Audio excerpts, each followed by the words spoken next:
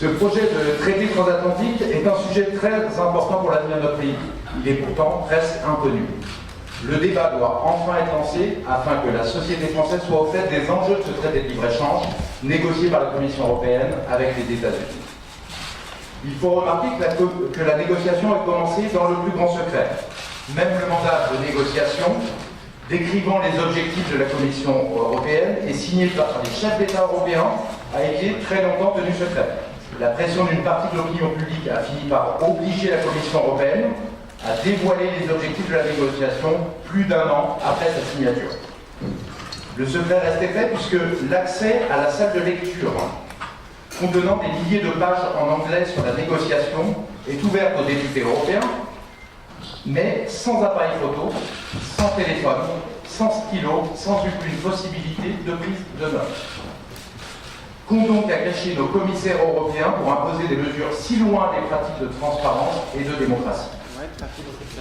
On rappellera que le traité transatlantique a été un des thèmes de campagne très importants du Front National et du Rassemblement Bleu Marine pendant la campagne des Européennes de mai 2014. Malheureusement, cette campagne, vous le savez, a été très dense et surtout très courte. Malgré son importance, le débat n'a donc jamais véritablement pris dans la presse et est resté très confidentiel. Conformément à leurs promesses, les députés européens du Front National se battent pieds à pieds contre ce traité au Parlement européen. Des interventions, des résolutions, des communiqués de presse ont été faits par nos députés afin de combattre ce traité que nous jugeons très dangereux. Les Verts s'opposèrent timidement au TAFTA au début, de plus en plus fortement aujourd'hui, au vu de l'abaissement prévu des normes agricoles, sanitaires et environnementales. En revanche, l'UMP, l'UDI et le PS se prononcent systématiquement pour ce projet au Parlement européen. Je ne sais pas si vous avez entendu leur position, mais elle est totalement inaudible pour les Français. Marine Le Pen a d'ailleurs déposé une résolution au Parlement en juillet 2014 pour lever le secret sur ces négociations, mais cette résolution a été rejetée sans même qu'il y ait un vote par la Commission du commerce international avec l'assentiment de l'UMP et du PS. Ce débat, et c'est important de le remarquer, est tout à fait vivant en Allemagne. La presse et les politiques s'étant emparés du sujet et ayant proposé des échanges de qualité sur les enjeux de ce traité. Les résultats de débat sont aujourd'hui sans équivoque. L'initiative Stop TAFTA, que vous connaissez peut-être, a été lancée en octobre 2014 pour dénoncer les dangers majeurs de ce traité, a recueilli 1 700 000 voix en Europe, dont 1 million de voix en Allemagne, 10 fois moins en France, soit à peu près 100 000 voix. On voit immédiatement que le débat et que les gens sont peu informés en France.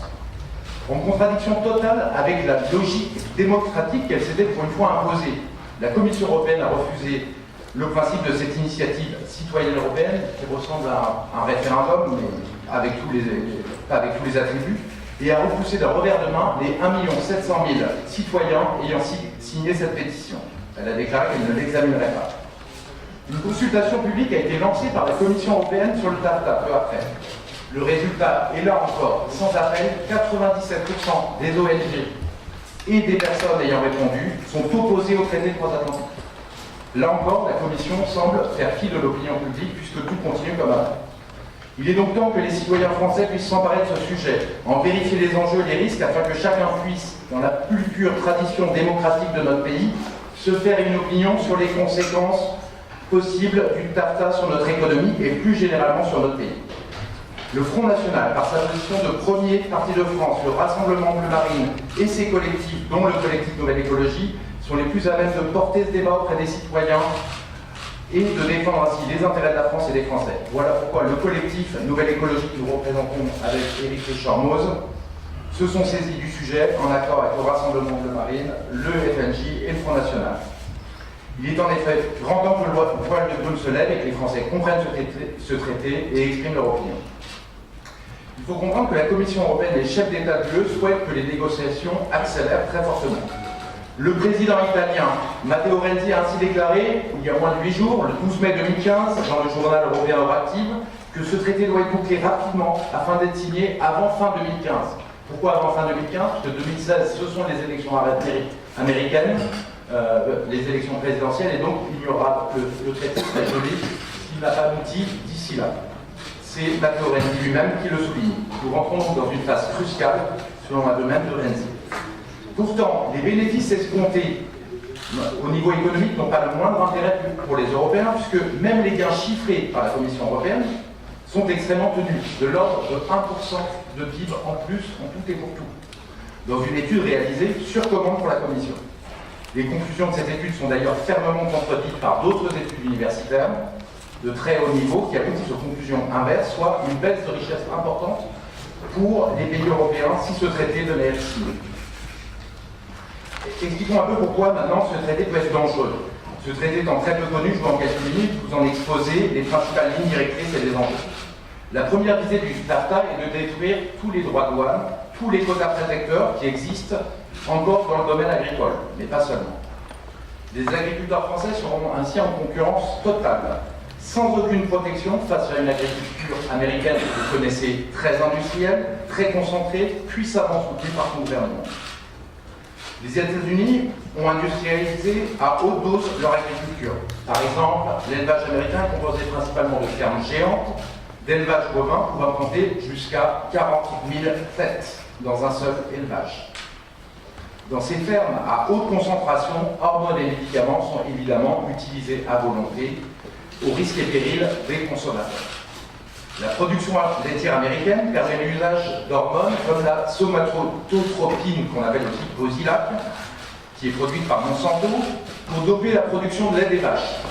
Ces hormones contribuent souvent à l'apparition de maladies infectieuses des petits des vaches, des mammifs.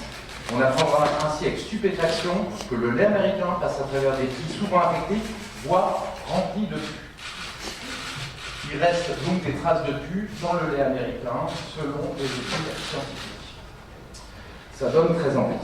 Les porcs, eux, sont dopés à la ractopamine pour que leur croissance soit plus rapide. Les poulets sont lavés au chlore pour éviter les maladies dues à une surconcentration. Cela est plus économique de les désinfecter ainsi, et quid de la santé des gens qui consomment ces poulets. C'est ainsi qu'est souvent produit la viande américaine. Je vous laisse juger, vous qui êtes dans cette salle, de votre envie personnelle de consommer ce type d'aliments.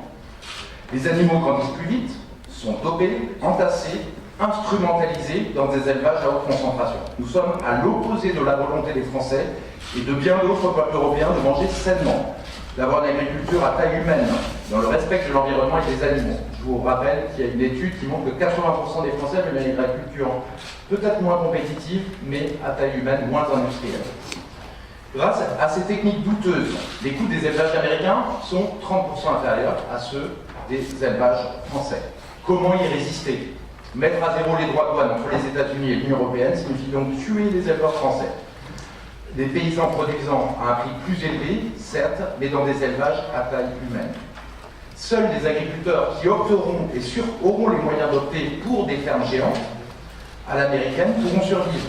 Les fermes des 1000 vaches deviendront probablement la norme dans les années à venir dans notre pays si ce traité est signé.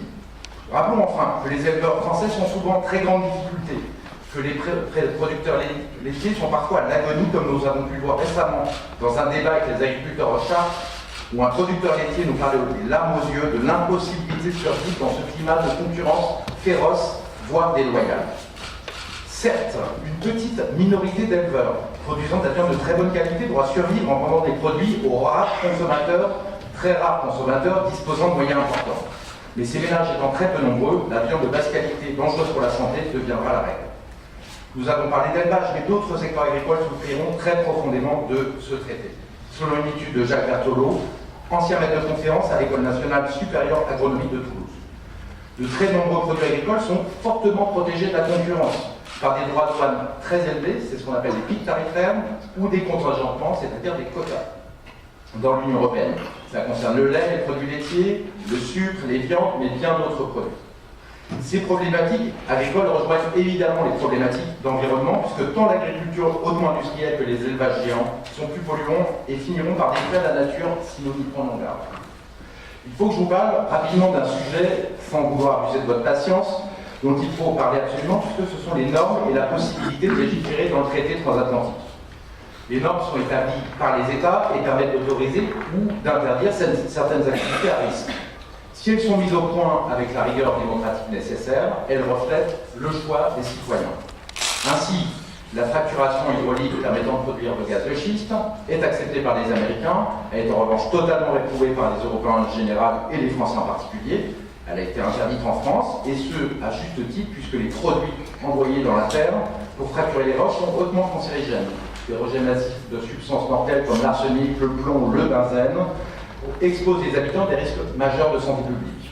Une fois dans le sol, ces poisons peuvent migrer dans les nappes phréatiques. Personne ne sait ce qu'il va advenir. Cette situation semble s'être produite en Californie où le gouverneur Jerry Brown est vivement critiqué par l'Agence fédérale de l'environnement, une agence publique américaine, pour avoir autorisé les compagnies pétrolières, en sus de tous ces problèmes, à rejeter les eaux contaminées près des nappes phréatiques.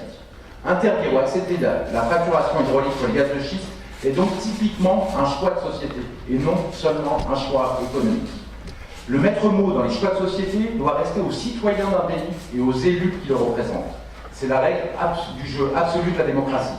Sans cette possibilité de légiférer, nous sortons d'une certaine manière de la démocratie et passons dans un régime radicalement différent, très inquiétant. Or, l'autre enjeu du TAFTA, et c'est là que je voulais en venir, c'est d'aligner les normes européennes sur les normes américaines. On voit que tous les choix de société des Européens, mais aussi des Américains, seront niés pour faciliter le commerce. Signer un tel traité signifierait donc une sortie de la démocratie au nom du commerce et des intérêts des multinationales. Ce projet est donc un défi énorme pour nos démocraties et les peuples européens. En outre, cet alignement des normes créera un problème supplémentaire d'envergure. Il sera impossible qu'un pays comme la France puisse changer une norme comme la présence de bisphénol A dans les contenants alimentaires. Vous savez que ça a été totalement interdit en France en 2015, après avoir été interdit pour les fricons, suite à des informations scientifiques nouvelles. Il faudra alors que tous les pays de l'Union européenne, la Commission européenne, les États-Unis se mettent d'accord pour que la norme puisse changer et que l'interdiction de bisphénol A se mette en place. Donc, il ne le sera sans doute pas dans un tel régime, puisque tous les pays concernés, l'agence européenne EFSA, ne sont pas d'accord et ne veulent pas forcément la fin du bisphénol A dans les contenants alimentaires. On voit donc à travers cet exemple que les normes, la possibilité pour les élus de légiférer sont un caractère essentiel de la démocratie, mais je ne vous apprends rien, et il faut absolument le préserver. Sans possibilité de normes de légiférer pour autoriser, interdire, autoriser sous certaines conditions les activités, il n'y a plus de démocratie réelle, plus de choix de société possible, le pouvoir est vide. Pour verrouiller les normes, les conditions d'activité des multinationales dans tous les secteurs, la Commission européenne prévoit de créer un nouveau type d'action en justice. Et c'est l'élément de verrouillage du traité transatlantique. Si un État modifie dans l'avenir ses normes, ou contrevient au type de normes négociées dans le futur traité, il pourra être attaqué par les multinationales ayant investi dans cet État auprès d'une justice privée. Il s'agit en fait d'un tribunal d'arbitrage composé d'avocats d'affaires, généralement d'experts, sur le sujet. Il s'agit pourtant, évidemment, quand on parle de ces avocats d'affaires d'experts, de spécialistes rémunérés habituellement par des grandes entreprises, et donc forcément très proches de ces multinationales. Nous nageons en plein délire. Si l'État est condamné, il devra rembourser la perte d'opportunité, la perte de profit actuelle et au futur de ces multinationales suite aux modifications de la réglementation. Ces normes peuvent être sociales, techniques, environnementales, sanitaires, alimentaires. Pour vous donner un exemple, la multinationale américaine Lone Pine a attaqué devant cette justice privée le Québec, suite au moratoire par le Québec sur la fracturation hydraulique pour les gaz de schiste. Cette Lone Pine demande 250 millions de dollars de dommages et intérêts pour changement abusif de la réglementation. Protéger ses citoyens devient ainsi abusif. On voit que les multinationales disposeront avec ce traité d'un outil extrêmement puissant pour empêcher toute réglementation qui pourrait nuire à ses intérêts. La possibilité de légiférer des États sera donc scandaleusement contrainte. En conclusion, ce combat contre le traité transatlantique est une lutte malheureusement silencieuse pour l'instant, mais sans merci, entre les multinationales qui le soutiennent et des citoyens patriotes engagés qui le combattent. Le collectif Nouvelle Écologie lancera des actions concrètes pour aider les Français à comprendre ce que ce traité changera dans leur vie quotidienne. Ces actions seront menées avec le soutien et l'engagement du Front National Jeunesse, et je remercie également du succès d'être présent et de travailler sur ces sujets avec ces jeunes militants, pour le travail qu'ils projettent de mener donc sur ce terrain. Nous réaffirmons l'engagement absolu du RDN et du Front National contre ce traité, aux côtés du peuple français, afin que notre pays puisse conserver son mode de vie, une agriculture à taille humaine, une alimentation saine, Une justice qui place les faibles et les puissants sur un pied d'égalité. Nous combattrons jusqu'au bout la justice privée des tribunaux d'arbitrage qui montraient avec l'affaire Tapie-Crédit-Lyonnais, que vous connaissez mieux que moi, à quel point ces instances sont peu fiables car profondément corruptibles. Que la presse offre ce débat aux Français comme il a été offert aux Allemands, conformément à l'usage démocratique de notre pays de liberté, qu'est et que doit rester la France.